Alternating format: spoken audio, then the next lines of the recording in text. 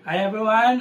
For today's video ay isasolve natin ang quadratic equation na ito using the three different methods in solving quadratic equation. So pinakamadali sa lahat itong factoring, then we have completing the square and the quadratic formula.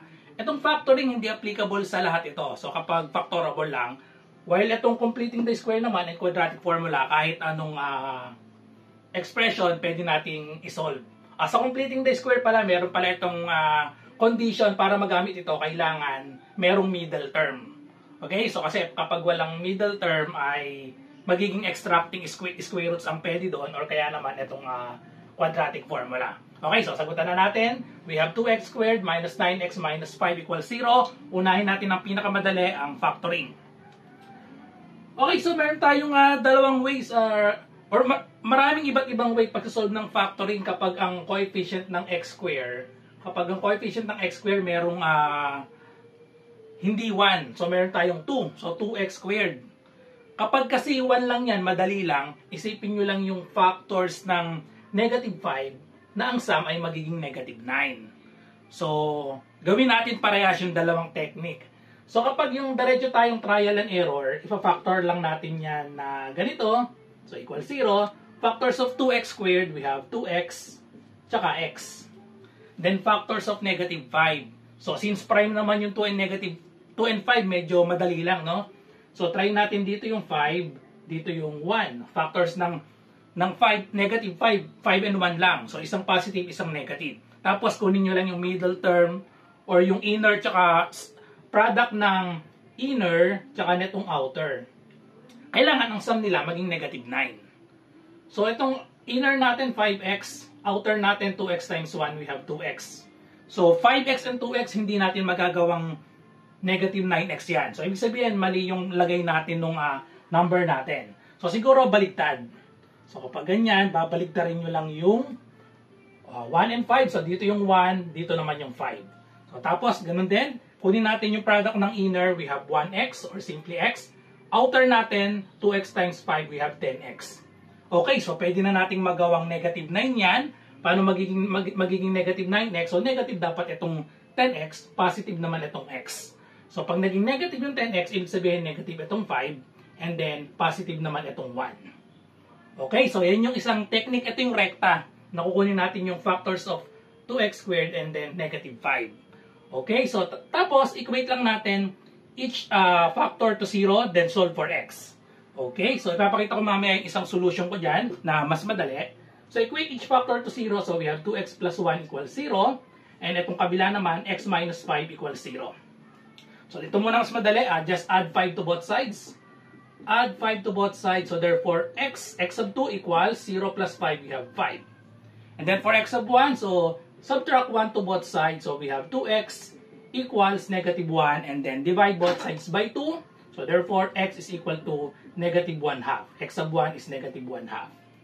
The other solution, kapag meron tayo ditong constant na ang coefficient ng x squared, meron tayong 2, idadalhin lang natin dito sa negative 5, multiply lang natin.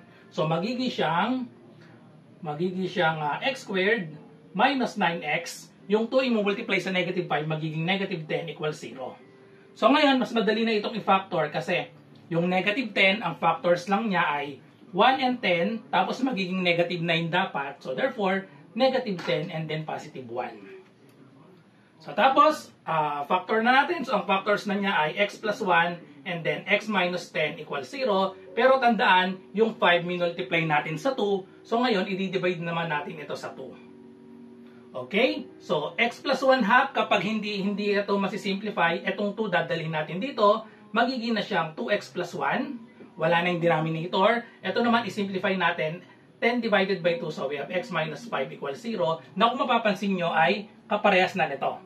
2x plus 1 and then x minus 5 equals 0. Parehas na. So, syempre, kapag sinod natin, same answer, x of 1 is negative 1/2, x of 2 equals 5. Pwede nga palang magkabaliktad yung subscript natin, x of 1 and x of 2. Okay, so yan yung kapag factoring, so yan ang answer natin. So, isolve naman natin ngayon gamit ang completing the square. So, first step in completing the square, i-divide natin both sides or each term, i-divide natin sa 2.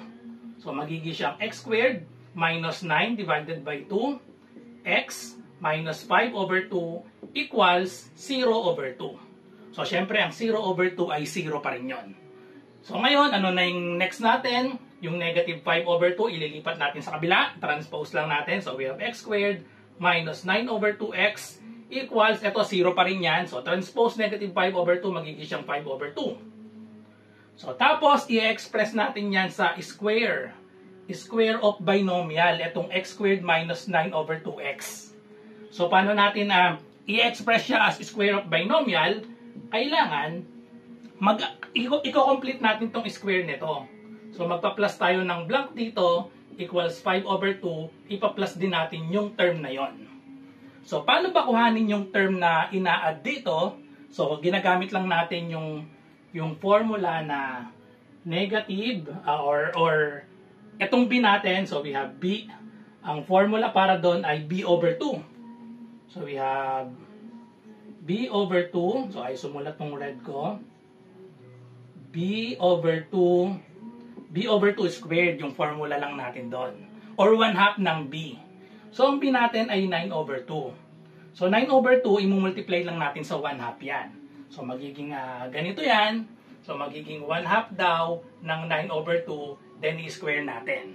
So, ang 1/2 ng 9 over 2, magiging siyang, multiply lang natin ito magiging siyang 9 over 4 square.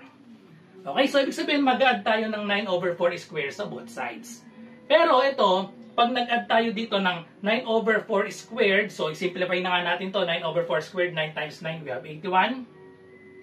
So 81 over 4 squared is 16. So mag-add tayo ng 81 over 16 sa both sides. So syempre, magiging square of binomial na ito, magiging na siyang x. Kunin nyo yung sign nitong middle term natin, minus. Tapos, itong 81 over 16, square root lang natin yan, babalik lang tayo dito sa 9 over 4. So, magiging siyang 9 over 4, ayan, quantity x minus 9 over 4 squared equals, so ito, i-simplify natin. So, 5 over 2, gawin nating, 5 over 2 plus 81 over 16, gawin nating similar. Para maging similar siya, kailangan 16 parehas ang denominator. Diba, ito 2 lang, ito 16. E di i-multiply natin parehas sa 8 over 8. Para maging 8 times 2, 16. Okay? So, therefore, magiging na siyang 8 times 5. So, we have 40. 40 over 16 siya, plus 81 over 16. Okay? So, therefore, we have x minus 9 over 4 squared is equal to 40 plus 81, we have 121 over 16. So, next step natin is kunin natin ang square root ng both sides. So, square root ng both sides. So, therefore, pwede na itong i-cancel. So, we have x minus 9 over 4 equals square root of 121. So, we have 11 over the square root of 16. That is 4, pero magiging ang plus and minus. Okay, so plus and minus yan. Tapos, itong negative 9 over 4, ilipat natin sa kabila. So, magkakaroon tayo ng x equals negative 9 over 4, magiging siyang 9 over 4 plus or minus 11 over 4. Therefore, dalawa yung sagot natin. Pag-ihiwalay lang natin yung plus tsaka yung minus. So, therefore, x sub 1 is equal to, yung positive muna kuhanin natin, 9 over 4 plus 11 over 4, and that is equal to 9 plus 4, that is equal to 20 over 4, x sub 1 therefore is equal to 5. Okay, parehas nito. Sabi ko nga, pwedeng magkabaliktad yung subscript natin. So, ito yung unang nasolve natin, 5. Yung pangalawang masasolve natin is negative 1/2 naman. Okay, so, x sub 2 equals yung negative naman. So, we have 9 over 4 minus 11 over 4. That is equal to 9 minus 11. So, we have negative 2 over 4. Then, lowest term, negative 2 over 4. Divide both by 2. So, therefore, x sub 2 is equal to negative 1/2. Same roots tayo, 5 and negative 1/2, 5 and negative 1/2. Okay, so, try naman natin using the quadratic formula. So, ang quadratic formula natin ay, x equals negative b plus or minus square root of b squared minus 4ac all over 2a. So, yan ang quadratic formula. Kunin natin yung a, b, c. So, a is equal to 2, yung mga coefficient lang. B is equal to coefficient of x negative 9, and then c is equal to negative 5. So, i-substitute lang natin directly. X is equal to negative, the value of b is negative 9, so magiging dalawa yung negative natin. Plus or minus square root of b squared, so negative 9 squared minus 4, a is 2, c is negative 5, all divided by 2a, so we have 2, the value of a is 2. So simplify, x equals negative of negative 9, that will be positive 9, plus or minus square root of negative 9 times negative 9, that is 81. Negative 4 times 2 times negative 5, 2 negative, so that is positive. And then 4 times 5 is 20, times 2 we have 40. All over 2 times 2 we have 4. So therefore, masisimplify na siya as 9 plus or minus square root of 81 plus 40, that is 121 over 4, which is equal to, eksakto ang square root of 121 perfect square, that is 11 times 11. So we have 9 plus or minus 11 over 4, na kung mapapansin nyo ay parehas na dito. 9 over 4 plus or minus 11 over 4. So therefore, same na yan ang kakalabasan dito. X sub 1 is 9 plus 11 over 4, and then x sub 2 is equal to 9 minus 11 over 4. So syempre, parehas na nga dito yan. 20 over 4, x sub 1 equals 5, and then x sub 2 is equal to 9 minus 11, we have negative 2 over 4, na kapag ni-lowest term ay negative 1/2. So therefore, kahit anong gamitin nating method, we have factoring, completing the square, or quadratic formula, same tayo ng answer, negative 1/2 and 5. Negative 1/2, 5, negative 1/2, and 5. Okay, so I hope nagustuhan niyo yung explanation ko para sa tatlong methods ng solving quadratic equations. So, bye-bye and God bless. So, follow me for more content like this.